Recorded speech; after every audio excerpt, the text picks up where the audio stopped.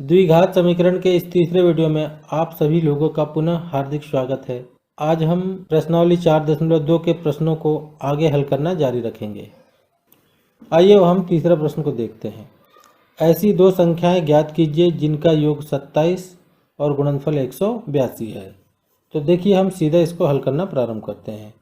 दो संख्याओं का योग दिया है हमें 27, तो हम लिख देंगे दो संख्याओं का योग बराबर से 27 है। तो अब हम पहली संख्या को x मान लेते हैं। तो माना पहली संख्या x है, इसीलिए दूसरी संख्या जो होगी ये होगी हमारे 27 माइनस x। अब ये कैसे होगी इस बात पर अपन चर्चा करते हैं। देखिए पहली संख्या है और ये दूसरी संख्या, अगर हम इन दोनों को जोड़ते हैं तो 27 प्राप्त होता है। तो हम पहली संख्या को x मान लेते हैं धन दूसरी संख्या बराबर से 27। तो ये दूसरी संख्या जो प्राप्त होगी इसके लिए हमें इस x का पक्षांतर दाहिनी ओर करना होगा, तो 27 माइनस x हो जाएगा। अब हम जो प्रश्न में शर्त दिया गया है उस शर्त को लगाते हैं, तो लिखेंगे प्रश्नानुसार। देखिए कहा जाता है कि उन दोनों संख्याओं का गुणनफल 182 है, अर्थात ये x और 27 माइनस x इन दोनों को आपस में गुणा किया जाए तो हमें 182 प्राप्त होगा। तो देखिए x गुणित 27 माइनस x बराबर से 182। x का गुणा हम अंदर करते हैं तो 27x और x का गुणा जब माइनस x से होगा तो माइनस x स्क्वायर बराबर से 182। अब सभी राशि को हम दाहिनी ओर ले जाते हैं तो बाईं ओर शून्य बचेगा और ऋण x स्क्वायर जब दाहिनी ओर जाएगा तो धन x स्क्वायर हो जाएगा और धन 27x जाएगा, ये हो जाएगा ऋण 27x। पहले से 182 मौजूद है। अब हम इस पद को सीधा कर लेते हैं। तो देखिए x square minus 27x plus 182 बराबर से 0। ये हमारा वर्ग समीकरण बनकर तैयार हो गया। अब हम इस वर्ग समीकरण को गुणनखंड विधि द्वारा हल करते हैं। तो देखिए a का मान है हमारे पास 1, b का मान है ऋण 27 और c का मान है 182। एक छोटा सा फार्मूला लिखेंगे b is to A C. b के स्थान पे माइनस 27 रखेंगे, a के स्थान पे 1 है और c के स्थान पे 182। माइनस 27 बराबर से 182। अब हमें माइनस 27 को ऐसे दो भागों में तोड़ना होगा जिसका आपस में गुणनफल 182 हो, जबकि जोड़ने पे हमें ऋण 27 ही प्राप्त हो। तो इसके लिए हम 182 का गुणनखंड निकाल लेंगे। तो 182 का गुणनखंड निकाल के देखते हैं। 2 से जाएगा 2 नम 18, 2 एकम 2। अब 7 से जाएगा 13 सत्ते 91। 182 बराबर से 2 गुणित 7 गुणित 13। अब हम इसका पेड़ बना के देखते हैं। देखिए 7 दूनी 14 गुणित 13। अब हम 14 और 13 को अगर जोड़ते हैं तो 27 प्राप्त हो जाता है और गुणनफल 182 प्राप्त हो जाता है। इससे हमें समझ में ये आता है कि ऋण 27 को हमें ऋण 14 और ऋण 13 में तोड़ना होगा। इसका आपसी गुणनफल 182 होता है। अब आइए सवाल को आगे हल करना प्रारंभ करते हैं। इससे हमें ये समझ में आया कि ऋण 27x को ऋण 14x और ऋण 13x में तोड़ा जा सकता है। तो x square minus 14x minus 13x धन 182 बराबर से 0। पदों को हम दो दो के समूह में लिख देंगे। x स्क्वायर माइनस 14x को एक समूह में लिखेंगे।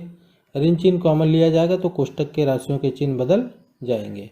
देखिए ऋण 13x धन 13x हो जाएगा और धन 182 ये ऋण 182 हो जाएगा बराबर से 0। अब हम प्रत्येक कोष्टक से कॉमन ले लेते हैं। तो इन दोनों कोष्टक में x कॉमन है। अब x को कॉमन लेने के पश्चात हमारे पास कोष्टक में x माइनस 14 बचेगा। इन दोनों में 13 कॉमन है, तो ऋण 13 बराबर से x माइनस 14 होगा, क्योंकि हमें पता है 13 और 14 का गुणनफल 182 होता है। अब हम इन दोनों पदों में से x माइनस 14 को कॉमन ले लेते हैं। तो x माइनस 14 जब कॉमन लिया जाएगा तो दूसरे कोष्ठक में बचेगा यहाँ से x और यहाँ से ऋण 13 बचेगा बराबर से 0। इस प्रकार से हमारा गुणनखंड निकल चुका है। अब देखिए पहले कोष्ठक के बराबर 0 लेते हैं तो x माइनस 14 बराबर 0 लेने पर x बराबर से 0 प्लस 14 और x बराबर से हमारा 14 प्राप्त होगा। और फिर दूसरा कोष्ठक के बराबर 0 लेते हैं तो x माइनस 13 बराबर से 0 लेने पर देखिए x बराबर से 0 प्लस 13 तो x का मान निकल जाएगा 13। यहाँ पे दोनों राशि धनात्मक प्राप्त हुआ है।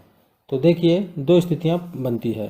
यदि पहली संख्या x बराबर से हम 14 लेते हैं, इसीलिए दूसरी संख्या जो होगी बराबर से 27 माइनस x यानी x के स्थान पर हम 14 रख देंगे तो 13 प्राप्त होगी।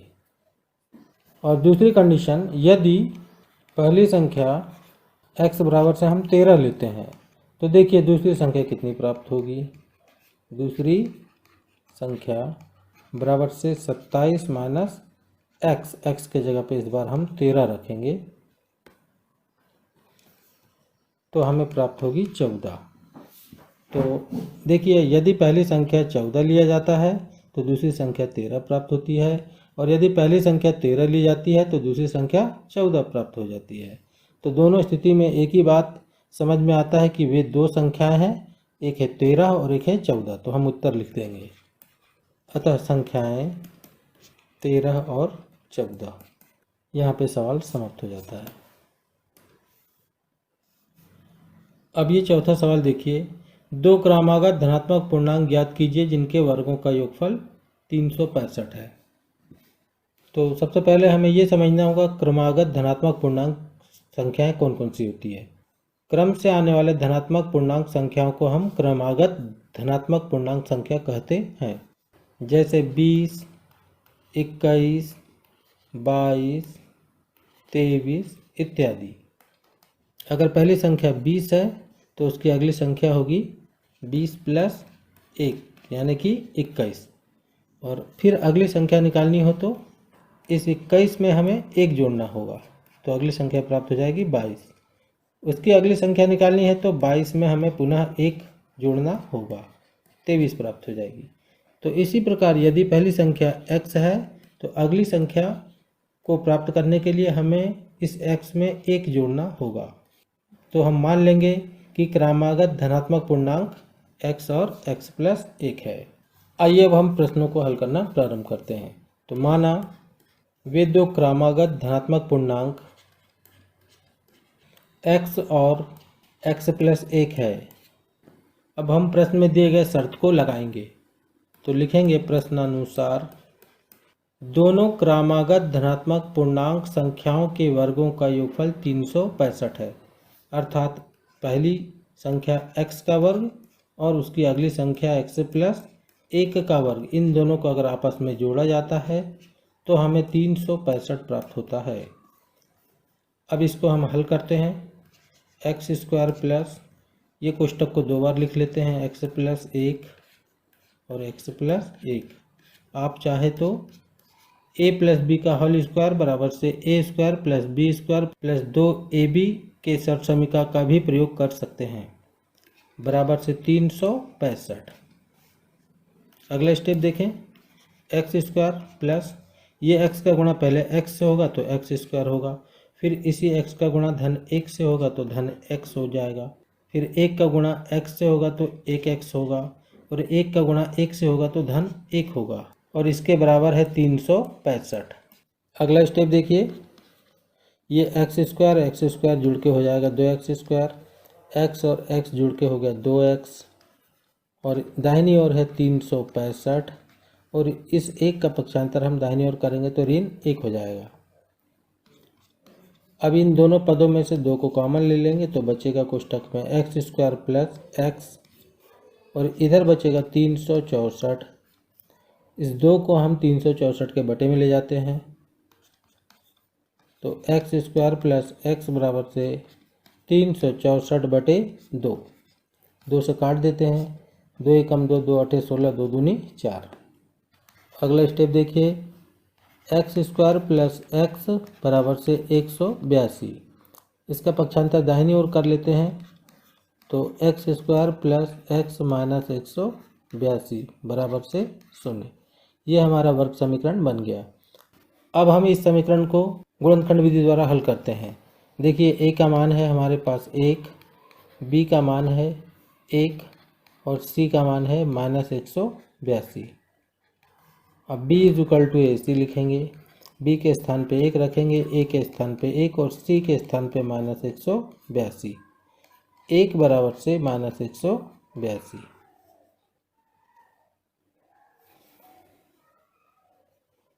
अब हम 1 को ऐसे 2 भागों में तोड़ेंगे जिनका गुणनफल -182 हो। तो अभी पिछले सवाल में हमने देखा कि 14 और 13 का गुणनफल 182 होता है और 14 में से अगर 13 घटा दे तो 1 प्राप्त होगा। तो हम लिख देंगे 14 माइनस 13। इन दोनों का गुणनफल होगा -182। इससे समझ में ये आता है कि धन x को धन 14x और ऋण 13x में तोड़ना होगा। तो अगला स्टेप देखिए, x square plus 14x minus 13x minus 182 बराबर से 0। पदों को 2 2 के समूह में लिख देंगे। एक्स स्क्वायर प्लस 14x को एक समूह में लिखेंगे और ऋण चिन्ह कॉमन लेंगे तो कोष्टक के अंदर की राशियों के चिन्ह बदल जाएंगे, अर्थात ये हो जाएगा धन 13x और धन 182 बराबर से 0। प्रत्येक पद से अब हम कॉमन लेंगे तो इन दोनों पदों में x कॉमन है तो x कॉमन ले लेंगे, यहाँ से x बचेगा और यहाँ से 14 बचेगा। इसी प्रकार इन दोनों राशियों में से 13 को जब हम कॉमन लेंगे तो यहाँ से x बचेगा और यहाँ से धन 14 बचेगा, अंत में 0। अब इन दोनों पदों में से x प्लस 14 को कॉमन ले लिया जाएगा तो x प्लस 14 को जब हम कॉमन उठा लेंगे तो यहाँ से बचेगा हमारे पास x और यहाँ से -13 बराबर से 0। अब हम पहले कोष्टक के बराबर 0 लेते हैं तो x प्लस 14 बराबर से 0 लेने पर देखिए x बराबर से 0 माइनस 14 यानी x बराबर से -14। तो हम लिखेंगे चूँकि यह ऋणात्मक है अतः इसे छोड़ देते हैं क्योंकि हमें धन पूर्णांक की आवश्यकता है। अब हम x माइनस 13 बराबर से 0 लेके देखते हैं तो देखिए x बराबर से 0 प्लस 13 यानी x बराबर से 13। तो इस प्रकार से जो पहली संख्या हमें प्राप्त हुई वो है 13। तो हम लिखेंगे पहली संख्या x बराबर से 13 और दूसरी संख्या x प्लस 1 यानी कि 13 प्लस 1 बराबर से 14। तो उत्तर लिख देंगे, अतः क्रमागत धनात्मक पूर्णांक 13 और 14 है।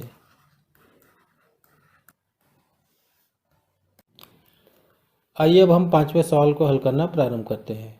देखिए 5वां सवाल एक अत्यंत महत्वपूर्ण प्रश्न है। ये प्रश्न है हमारे पास, एक समकोण त्रिभुज की ऊंचाई इसके आधार से 7 सेंटीमीटर कम है। यदि कर्ण 13 सेंटीमीटर का हो तो अन्य 2 भुजाएं ज्ञात कीजिए। मान लीजिए हमारे पास एक समकोण त्रिभुज ABC दिया गया है, इसका कोण भी समकोण है। हमें प्रश्न में बताया गया है कि इस समकोण त्रिभुज की जो ऊंचाई AB है वो आधार BC से 7 सेंटीमीटर कम है। इसके लिए हम आधार को x सेंटीमीटर मान लेते हैं। तो देखिए इसकी ऊंचाई इससे 7 सेंटीमीटर कम होगी अर्थात x माइनस 7 सेंटीमीटर होगी और इसके कर्ण की लंबाई हमें 13 सेंटीमीटर दी गई है। तो हमें इस समकोण त्रिभुज की ऊंचाई और आधार ज्ञात करके बताना है। तो देखिए हम इसको कैसे हल करते हैं। सबसे पहले हम मान लेते हैं समकोण त्रिभुज ABC है जिसका आधार BC बराबर से 1 सेंटीमीटर है। तो माना समकोण त्रिभुज ABC है जिसका आधार BC बराबर x सेंटीमीटर है, इसीलिए इसकी ऊंचाई AB बराबर होगी हमारे पास x माइनस 7 सेंटीमीटर और कर्ण AC बराबर दिया गया है 13 सेंटीमीटर। अब हम इस समकोण त्रिभुज ABC में पाइथागोरस प्रमेय लगाएंगे। तो समकोण त्रिभुज ABC में पाइथागोरस प्रमेय से पाइथागोरस प्रमेय के अनुसार किसी समकोण त्रिभुज में कर्ण का वर्ग अन्य दो भुजाओं के वर्गों के योगफल के बराबर होता है।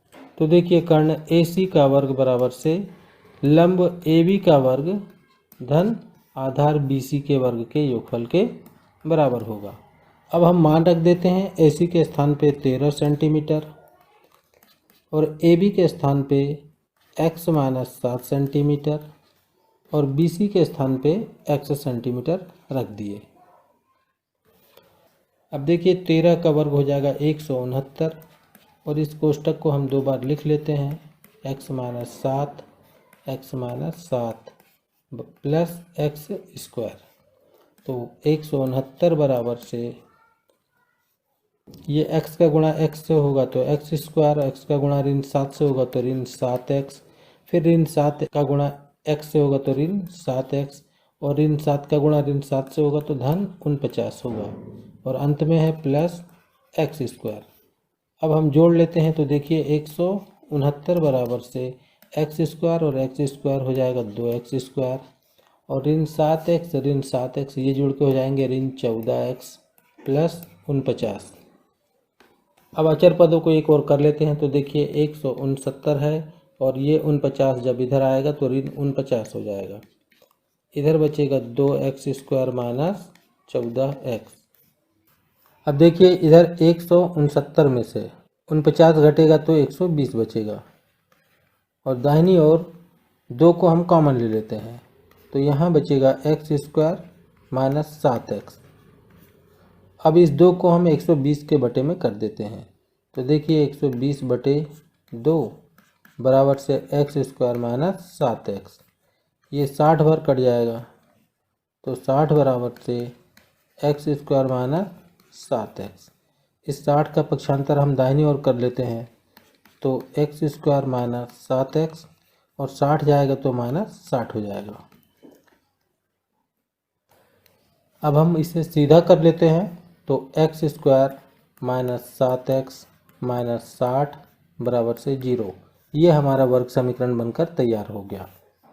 अब इसे हम हल करते हैं तो b equal to AC। b के स्थान पर रखेंगे -7, a के स्थान पर रखेंगे 1 और c के स्थान पर रखेंगे ऋण 60। तो देखिए ऋण 7 को तोड़ना होगा, गुणनफल ऋण 60 आना चाहिए। देखिए अब हम इस ऋण 7 को ऋण 12 और धन 5 में तोड़ देंगे क्योंकि 12 पंचे 60 होता है। तो यदि ऋण 12 और धन 5 का गुणा किया जाए तो ऋण 60 प्राप्त होगा और ऋण 12 में धन 5 घटेगा तो ऋण 7 प्राप्त होगा। इससे हमें ये समझ में आया कि इस ऋण 7x को ऋण 12x और धन 5x में तोड़ना होगा। तो देखिए अगला step x square minus 12x plus 5x minus 60 बराबर से 0। ये हमारा पहला स्टेप हो गया। अब पदों को हम दो दो के समूह में लिखेंगे तो देखिए x स्क्वायर माइनस 12x को एक समूह में लिखेंगे और 5x ऋण 60 को दूसरे समूह में लिखेंगे।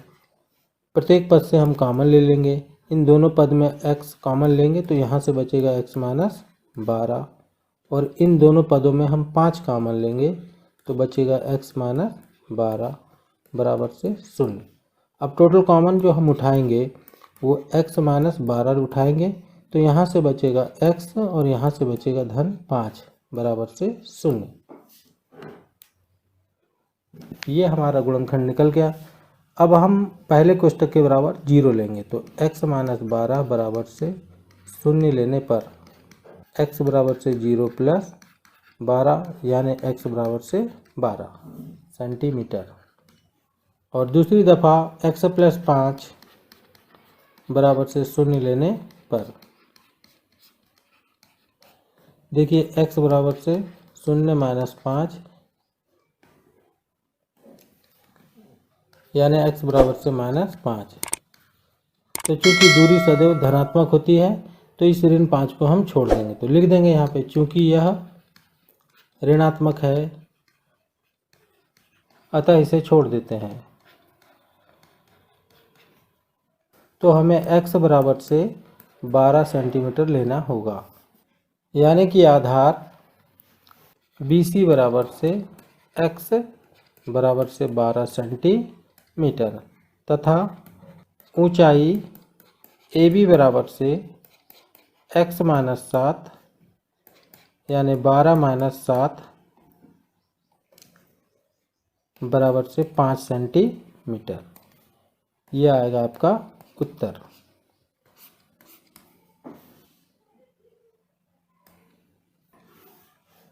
आइए अब इस प्रश्नावली का अंतिम सवाल देखते हैं।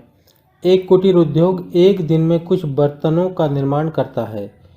एक विशेष दिन यह देखा गया कि प्रत्येक नग की निर्माण लागत रुपयों में उस दिन के निर्माण किए गए बर्तनों की संख्या के दुगुने से 3 अधिक थी।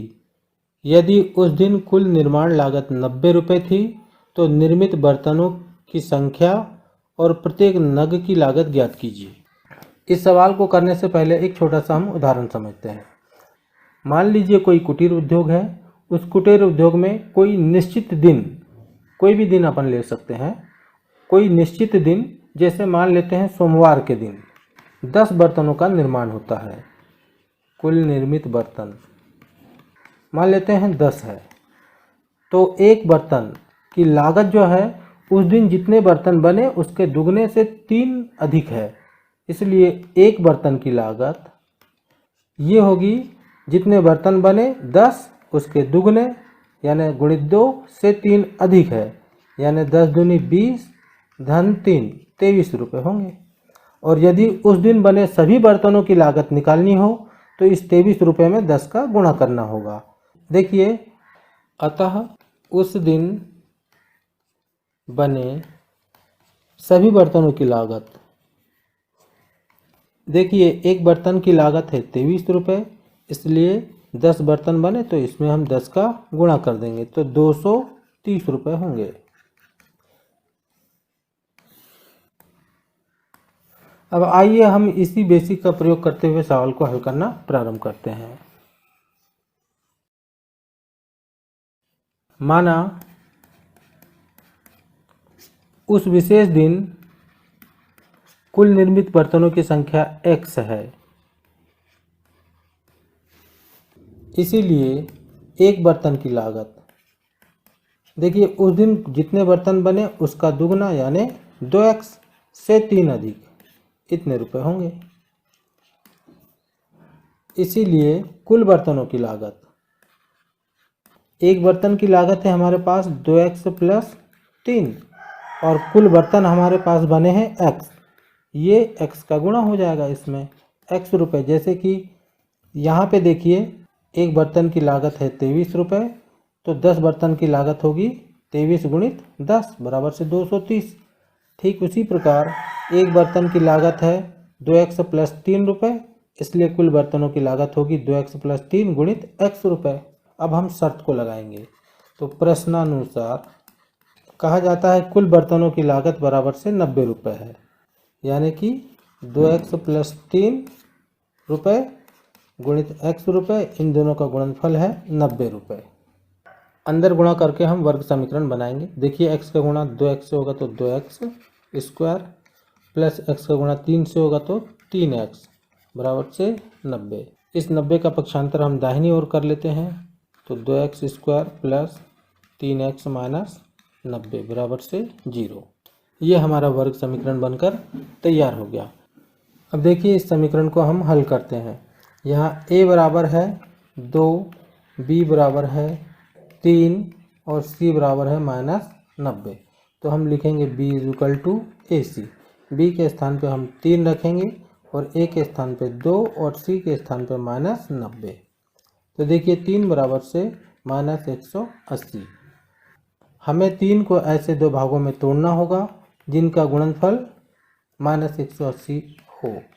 तो इसके लिए हम 3 को +15 और -12 में तोड़ देंगे।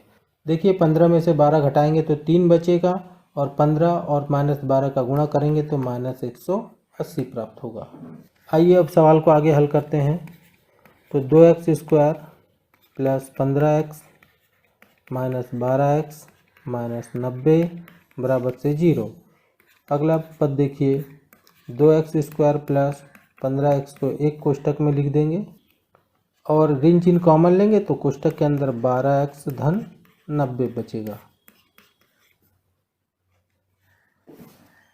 अगला स्टेप देखिए, पहले कोष्टक में हम x को कॉमन लेंगे तो यहाँ बचेगा 2x + 15 और इन दोनों कोष्टक में से हम 6 को कॉमन ले लेंगे क्योंकि 6 दूनी 12 होता है और 15 छके 90 होता है।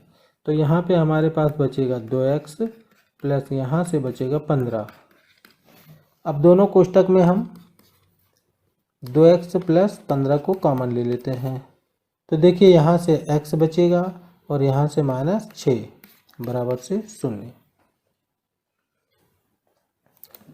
अब हम पहले कोष्टक के बराबर 0 लेते हैं तो 2x + 15 बराबर से 0 लेने पर ये देखिए 2x बराबर से 0 और इस 15 को इधर ले जाएंगे तो -15। 2x बराबर से -15 इसलिए x बराबर से -15/2। तो लिख देंगे चूँकि यह ऋणात्मक है अतः इसे छोड़ देते हैं।